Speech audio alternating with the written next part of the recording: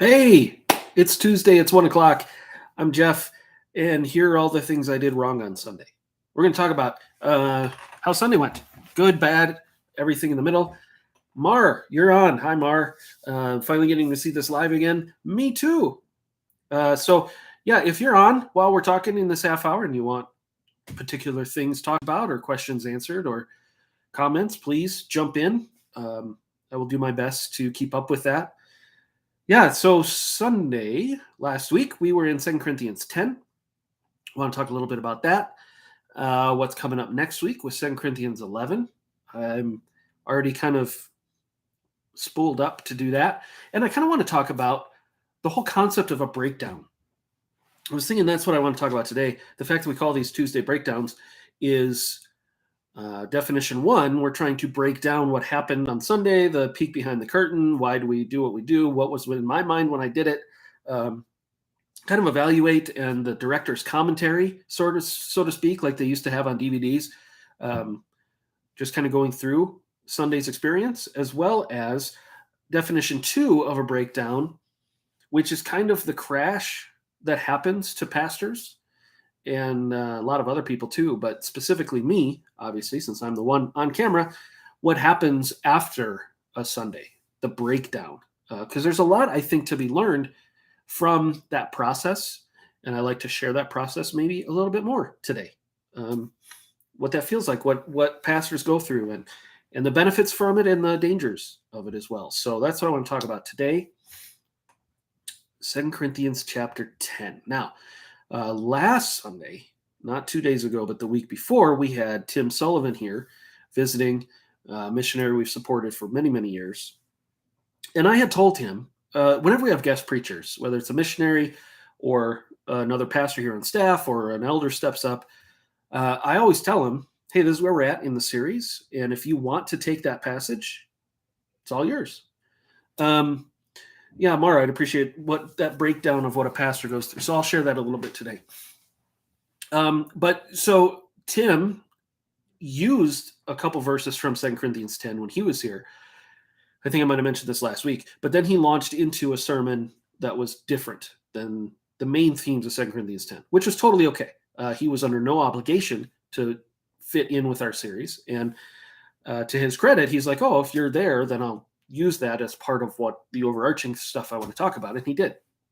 But as I heard him preach, I thought, because of what we've done in the series, and because how a lot of this is built on previous weeks, this whole series, trying to capture the thought process, the historical background of what's going on in Corinth, the arguments that Paul is making, it just requires a different focus on that text than what Tim did. And so I thought, I'm going to go back and do it again. And it was interesting because Ali from Grace Latino, he had a guest speaker over the 4th of July weekend, like we did here with Tim. He had someone in their service who has experience in training as a preacher. So they gave him that Sunday, and he did a great job as well. But Ali said later, he's like, yeah, but I need to go back and redo 10, not because he did anything wrong. Just, again, there's a cumulative effect you want when you're doing a series, especially through a book of the Bible. And when you have people taking turns, sometimes you miss a couple things that you kind of want to get into that series. So Jacob, welcome. You're on too. It's great to have you. So what we have done in 2 Corinthians is kind of, it started in chapter 1 with the God of all comfort. We've talked a lot about Paul's relationship with the Corinthians, the super apostles, the fundraising along the way to bring back the money to Jerusalem. We spent a lot of time in, hey, Jacob, Jeff, is it the flow of thought you get going? Not sure what that means, but yes, there's a flow of thought in the whole series, the whole book. And we called our series here Unbreakable Community. And we talked about, the treasure in jars of clay, that, the more we understand our brokenness, the more unbreakable we become. We spend a lot of time in chapters 4 and 5 because they're so theologically deep and so powerful there. And so, yeah, when you get to the text as it's flowing through the book, through the letter, see what Mara's asking now from the text. So what we do here is called expository preaching. And basically the definition of expository preaching is the text sets the outline. Okay. Whatever the text is saying, that is your sermon. And what is in that particular text, that's what you preach. Now, sometimes expository preaching to me should be the norm for a gospel-centered church. But that doesn't mean topical preaching is bad or wrong, or occasionally can be really, really good. And we're going to do a whole series this fall on the Holy Spirit, which will be as expository as possible, but it's really built around some texts, some topics where you go to this text and you go to that text. And sometimes the topical sermon is, I need to say this, which is a biblical teaching of this topic, but it means I have to hop around like what Tim did 2 weeks ago, which was he wanted to talk about abiding in Christ. Well, you got to go to John 15 for that, but he wanted to start in 2 Corinthians 10. And so, again, topics aren't bad, but expository preaching is defined as the text itself drives your outline. And 2 Corinthians 10 has an outline built into the text that if you're just taking a verse and you're jumping off to a topic, you're not going to get. So yes, the flow of the text of 2 Corinthians 10 is what drove me feeling like we need to go back in and do it again. And so we did. All that to say, 2 Corinthians 10, which if you heard the sermon, you know, is about Paul's relationship with the Corinthians, particularly the accusations against him and his ministry, which is actually going to drive chapter 11, chapter 12 as well. So this is going to be a recurring theme as we wrap up the book. But this idea of what we've been introducing, that he seems weak when he's in person, he's meek and mild-mannered, but then when he writes these letters, he's a lot more pointed. And since he's not in the room in Corinth the way some of these other leaders are, he has to constantly defend himself via letter to what these leaders are telling the people about him. And so that's what a lot of 2 Corinthians is somewhat what 1 Corinthians is about as well. He's trying to bring a corrective measure to the church when he's not in the room. And trying to parse that out and say, okay, well, then how does that apply to us today, I think is part of preaching the text. Because if you just avoid it and you spiritualize what he says as a general spiritual principle, but you take it out of the historical context and that particular relationship, I think you can really do a disservice to the meaning in the text. For example, the weapons of our warfare are not of this world. They're not carnal. They're not of the flesh, but they're divinely empowered to destroy strongholds. That verse in 2 Corinthians 10, my whole life, and I'm not exaggerating here, from the Frank Peretti books I read when I was a teenager, to albums I listened to of Christian music back in the late 80s, early 90s, it was constantly that verse meant there are demons and angels fighting for control. Our weapon is prayer, and therefore we win spiritual battles when we pray, so that the weapons of our warfare, meaning the armies of God, will defeat the armies of Satan in the spiritual realm. That's what I thought that verse meant for many, many, many, many years. But if you read it in context the way we're doing it through this whole book, and you realize that is not a topic that is even remotely talked about in 2 Corinthians 10. What he's talking about is, when I get to Corinth, I'm going to talk to these guys in your presence. That is the context of that verse. And so then it makes more sense for him to say, I'm not coming to fight with the flesh. He says, you guys are accusing me of living by the flesh and not the spirit. And when Paul uses the word flesh, we need to understand that he's talking about human effort versus the spirit power of God. But he says, when I get there, I'm not going to fight the way world people fight. And he's referenced throughout the letter that these opponents in Corinth like their flowery language. They like exerting control over the people. They like promising no suffering. I mean, these are things that are clear in the letter. So Paul, he says, when I get there, I'm not going to use any of those tricks, because those are the tricks of the flesh. I'm going to use the tricks that aren't tricks, but the reality of the power of God and the gospel of Christ and the power of the Spirit, which is meekness, gentleness, but still has teeth. And it's kind of like Paul saying, you don't think I have teeth? And I tried to bring that out in the sermon as well, to be like, this is Saul of Tarsus. I mean, the one thing he's known of in the Christian communities around Jerusalem is he's got teeth. And so there's an element of his letter where he's like, yeah, I can do what needs to be done because I have this authority, but I'm not going to claim authority that somebody else did, like these people are doing for me. They're trying to claim what I brought to you as their success stories. They have authority because of what I did. And he's like, that's not okay. I wouldn't do that to them. And so when I come, I'm going to be using the divinely empowered weapons to tear down the strongholds of their influence in this church.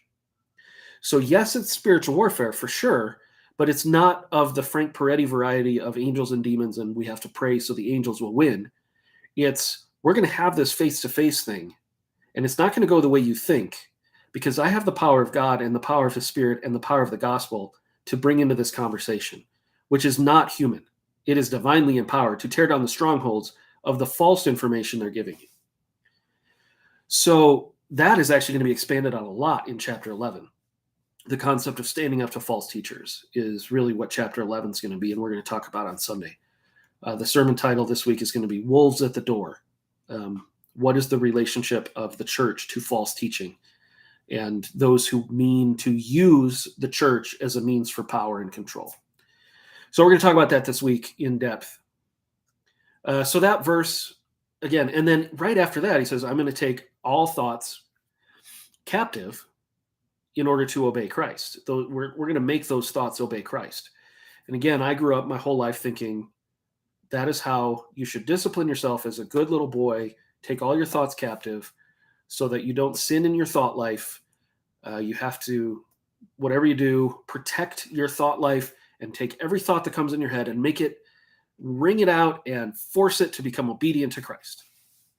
And I would say that is a wonderful principle for holiness and discipleship and behavior, but that's not what that verse means.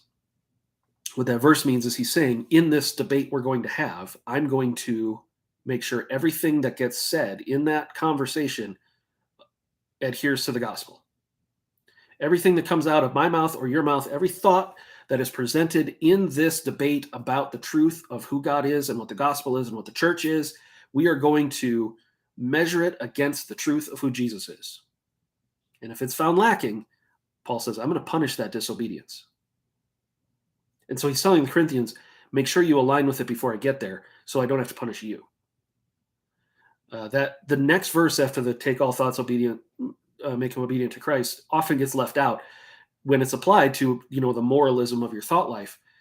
Because what he says is, I'm coming ready to punish every disobedience after your obedience is complete. So again, it's not so much control your inner thought life. It's make sure that what teaching is happening in the church aligns with the gospel. That's really what that verse is saying.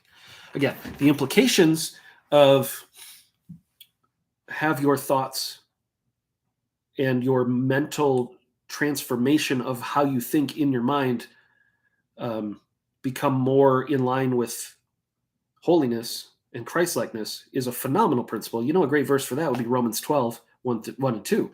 Don't be conformed to this world, but be transformed by the renewing of your mind so that you can test and approve what God's will is, his good, pleasing, and perfect will.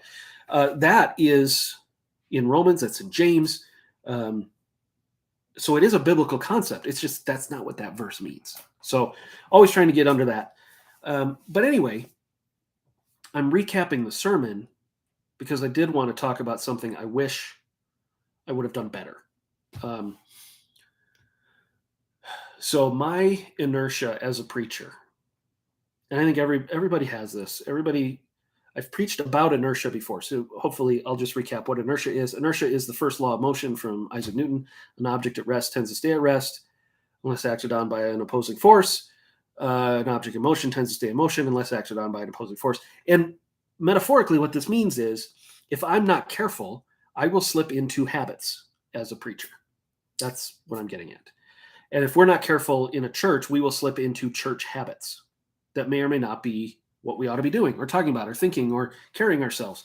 Inertia always takes over if we don't have that opposing unbalanced force to remind us, oh, don't do it that way. There might be a better way. You might need to train yourself a little bit because your habits will take over. My bad habit in preaching, I have many, I know. But one of them that I'm trying consciously to work on, and Ali is a big help on this for me. My inertia as a preacher will always be to preach to the home crowd. My call to ministry is 2 Timothy 4, preach the word in season and out of season. My heart is to the local church, the bride of Christ.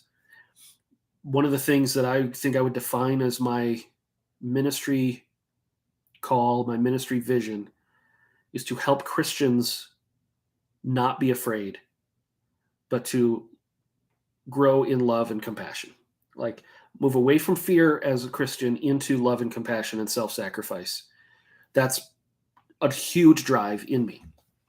But the inertia of that means when I have a room full of Christians, I tend to double down on Christians in the room. And what I'm not very good at is the evangelistic side of things. You know, it's funny, I talked to Ali, and a lot of the people who attend Grace Latino's service, they're not nearly as biblically literate as the people who attend the English-speaking service. And it's not a higher shelf or lower shelf kind of thing. It's just more of remember who is in the room and don't make it about church. Make it about that person's relationship to God. And he is so good at turning every text back to, this is the gospel. Do you believe it? Are you willing to follow it? Not necessarily an altar call, but certainly I don't assume anything about you and your relationship with God. Let's just talk about how this can transform you. He's great at that. My inertia is I'm talking to Christians in a church. You came to church, so I'm going to talk about church. And I miss the individual stuff a lot. Even when, like Sunday, I went on a huge rant about the gospel. I tried to explain the gospel a few times. You know what I didn't do? And I was kicking myself about it. I didn't actually appeal to anyone to give their life to the gospel. And that's just my inertia. So I have to fight that. And that is something I'm trying to grow in, to not assume anybody's Bible knowledge in the room, not assume, I don't know, the home crowd. Does that make sense? I need to not play to the home crowd as much as I do. I need to understand we have visitors here. We have people who, if I'm jumping around and I assume, hey, you all know about Jeremiah, right? Maybe they don't. They probably don't. Even people who've been in church for a long time might not. So I think that's just a tendency in me, to the inertia, the habit that comes over, that I have to fight against a little bit and say, no, I cannot assume everybody in this room thinks like I do or knows what I do. And maybe there's stuff they know that I don't know. And to be a little more, I don't know what the right word is. But when I get carried away, like I did on Sunday, which I'm not apologizing for, that is one of the side effects that I need to be careful of. Is I go and I talk to my kids about it. I'm like, so how was the service? And they're like, oh, it's great. I said, did you learn anything new? And they said, no. Because that's kind of you, Dad. They're like, that's what you sound like when you preach. And so we made a joke, like we need to make Pastor Jeff's sermon bingo cards, because there's going to be certain things that come out of my mouth if I'm not, like, again, just because of inertia. And they're not bad, but they're certainly me, and I need to be, Marja said the great word on here, cognizant of those things. But I had a lot of people come up and say they really liked the passion, they liked the sharp point that I was trying to get through. And that's always nice to hear. But then I went home, and this is where I'm going to talk more about the breakdown stuff. I went home and I just thought, oh, well, that certainly, out of the depths of the heart, the mouth speaks. And that was what was in my heart. And I'm not sure I needed to control it. It's probably good that I said what I did, but I wondered if it would have been better if I was a little more careful or a little more thoughtful. But sometimes you get passionate and it just happens. But what happens in the breakdown, just so you know, there are certain times where you work really hard to write something and you want to get it right. And so like I'll have my notes out, which I've shown you guys before, and I'll be thinking, okay, I mean, you guys know how I preach. I'm pretty casual, I'm pretty conversational, but I'm prepared, right? And so some Sundays I get up there and it's okay, I wrote hard. I got to be tight. We're going to get in, we're going to get out, we're going to do it right. And when those are done, it's kind of like, okay, that was somewhat tiring. Doing 2 services. I mean, when I was in my 20s, I was in a church, we did 5 on a weekend. I don't think I could do that again. When I was driving back and forth to Sandstone, that was fun. I really did enjoy that. To be able to do 3 sermons a day with a drive back and forth, I really enjoyed that. But there is an emotional drain to preaching that's different than maybe other jobs. And it's not just the physical drain of standing the whole time, which that's there as well. It's the, I think, appropriate sense of importance that kicks in for me about 4:00 on a Saturday. What I'm going to do tomorrow is very important, and I need to do it by the strength of God, not my own strength. But what happens, and Mar just put the word passion on the thing here. That's what I was going to get to. Sometimes when I get up there, I feel like, whether it's the Spirit or me, but I kind of feel like somebody pulls the string on my back and I go. And you're going to hear about boats, and you're going to hear about the Holy Spirit, and you're hearing about the gospel, and you're going to fill out your bingo card. But it happens, and the passion takes over. And who was it? John Wesley, the great revivalist preacher in England, he used to say, "I light myself on fire, and people come to watch me burn." There's that element of somebody pulled my string, and I can't control it. I can't contain it. I'm going. And once that string is finally then wound back up and I'm back to normal and the service is over, it's kind of like, what just happened? And I'm just wiped out. I'm terrible company I am terrible company for lunch after church on a week I preach, just because I can't stop the energy drain. And usually I'll get home, we'll do some sort of lunch. By 3:00 on a Sunday afternoon, I'm out. I'm just out cold. And especially on a week like this week. But in addition to this, to the emotional drain and the physical drain, there is that, and every pastor I've ever respected or read about, I mean, this is going back to guys like Charles Spurgeon or even Jonathan Edwards, there is a vulnerability in that time for all sorts of negativity, all sorts of spiritual attack. The defenses are down, you're weak, you've just poured it all out. And so the little voices come in. I can't believe I said it that way. I can't believe I did that. I'm not that.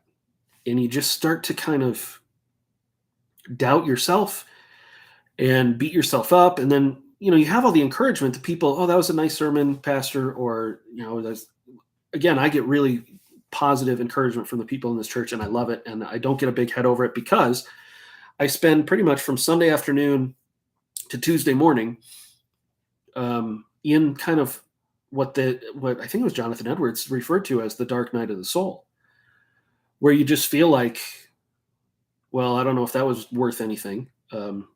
Clearly I can't change people. Was it, we call it in the ministry. I mean, Mar just put, like Isaiah after the test with Jezebel's priest, the exhaustion, Elijah, not Isaiah, but we call it Elijah moments. He has this huge victory on Mount Carmel. Fire comes from heaven, devours everything. His God clearly wins. Yahweh wins over the gods of Baal and the false gods of Jezebel and Ahab. And then where does Elijah go? He goes and sits under a broom tree, and he's like, you know what? I'm terrible. I stink. I'm no better than my fathers. You might as well just kill me now. Every pastor I know has Elijah moments. And part of that breakdown, it's real. It's absolutely real. And so this last couple of days, because of that sermon, because of that passion, it absolutely hit me. And it was weird because I couldn't really unwind my brain to really nap hard on Sunday afternoon, which I usually do. I kind of had little, like 15 minutes and then I'm back up, and I'm exhausted, but my brain's going. And I have a buddy who worked at that church where we were doing 5 a week, and he was there for like 20 years. And he finally went to the doctor, and the doctor's like, you have to stop. So he went and got his doctorate, and now he's a professor. But what he learned, and he's passed on to me, I've shared this before, I want to say it's the hypothalamus, not the hippocampus. I get those confused. But there's a part of your brain where the adrenaline is being passed through, and it works like a rod and a reel. And the longer you go between unwinding it, the longer it takes to unwind. And this is why pastors need sabbaticals. This is why we need people, it's okay to go on vacation. And it's because our brains aren't wired to be at that level of feeding the machine all the time when the machine is proclaiming the gospel with passion and with fire, because the cost, spiritually, emotionally, physically, it's not nothing. And anybody who says it's not a problem, it will be someday. So I'm not saying this to say, woe is me. I just want y'all to know this is part of the process that we all go through. And whoever's taking the turn preaching, that's one of the first questions I ask when I see him, like on Tuesday, is, so how hard did you crash? And it's a real thing, and I think it's a good thing. I have to have my Sabbath on Mondays. I know the other pastors who are like, nope, if the church is going to get my best on Sunday, they're going to get my worst on Monday. I'm not giving the worst to my family. I'm going to take Fridays off instead. And I understand that, but after all the years I've been doing this, there's just the rhythm, and I'm in it, and my body's in it. And I know it's not unique to pastors. Thank you, Mark, for pointing out that, you went through the same thing working in tech support. It's not unique to pastors. And I guess that's the point I want to make, is I'm not special because this is my pattern. We need Sabbaths. We have to take them. God designed us to need them. If yours is a Saturday, if yours is a Sunday, mine's a Monday. It has to be there. The crash is important to unspool. I've got so many books. Well, they're a shelf over. You can't see them on the camera right now. On rest. That's one of those big questions with the new covenant. Which laws are still in play? I don't think that's a fair question. I think the righteousness of God is revealed in the law, so it's all in play. It's just we're saved by the blood of Christ, not the sacrificial system. But when he says that the Sabbath was made for man, not man for the Sabbath, what he's saying is essentially you need this. And I feel like, I've known pastors and other believers who are like, well, no, we don't need the Sabbath anymore. We're working every day. He's working every day. The Sabbath is the end Sabbath in Hebrews chapter 4. Right now, you just got to keep going. Life is short. I don't buy it. I don't buy it, because what's taught about the Sabbath throughout the Old Testament is not that it's a moral law. What's taught is that it's beneficial to us. Now, the way that the Pharisees interpreted it during the time of Jesus, they got it all wrong, because understandably, their fathers had failed on it, which is why they went into exile. So now that they're coming back, they're like, we're not getting the Sabbath wrong. We're going to add all these boundaries so we make sure we never get the Sabbath wrong. It was just their boundaries were wrong. And Jesus came in and showed them, no, the Sabbath, you're supposed to heal on the Sabbath. You're supposed to do good on the Sabbath. Don't stop good things from happening on the Sabbath. But still, the concept that emotionally, physically, spiritually, we need to have breakdowns and build-ups is part of how we're designed. And so I don't apologize for mine, but some weeks they're harder than others. And especially weeks where I feel like my string got pulled and I got super passionate and super, those tend to hit a lot harder, like they did this week. But anyway, that's kind of the journey of what it takes to sit in this seat. And again, it's not unique to pastors. I think it's part of the human condition, and the more responsibility you might have. I mean, we talked about authority is responsibility in the sermon on Sunday, and I'd love to do a whole half hour on that as well. But anybody who carries that responsibility for other people, it's going to cost you something. It's going to cost you something in your energy, in your ability to carry the yoke all by yourself, which is why we need to be unequally yoked with Jesus, because his yoke is easy. His burden is light because he's pulling on it. And one of the best conferences I ever went to as a pastor, the speaker said, when was the last time you let Jesus serve you?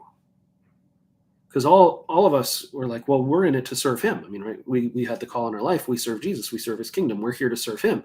And it's like, yeah, but you realize when he came, he didn't come to be served, but to serve and to give his life as a ransom for many. So when was the last time you let Jesus wash your feet? Great question. And I can say for a fact, it was yesterday, because I needed it and I appreciated it and I prayed for that, and it was great, and I got revived and recharged, because that's what Sabbaths are for. So I'm ready to get back into it today. I'm looking forward to next week. The next Sunday is going to be great. Abby and I are leading music. I got my buddy who has a Ukrainian ministry who's going to be here to share a little bit about that. And then I get to do a brief message on the wolves at the door from 2 Corinthians 11. That's going to be good. And a lot coming up. Obviously, the Super Sunday on the 31st, which we'll be doing outside. And I think that's going to be fun. You know, it's been a while since we had a church picnic. We did the parking lot services during COVID, but it'll be nice to kind of get everybody together and just have fun together.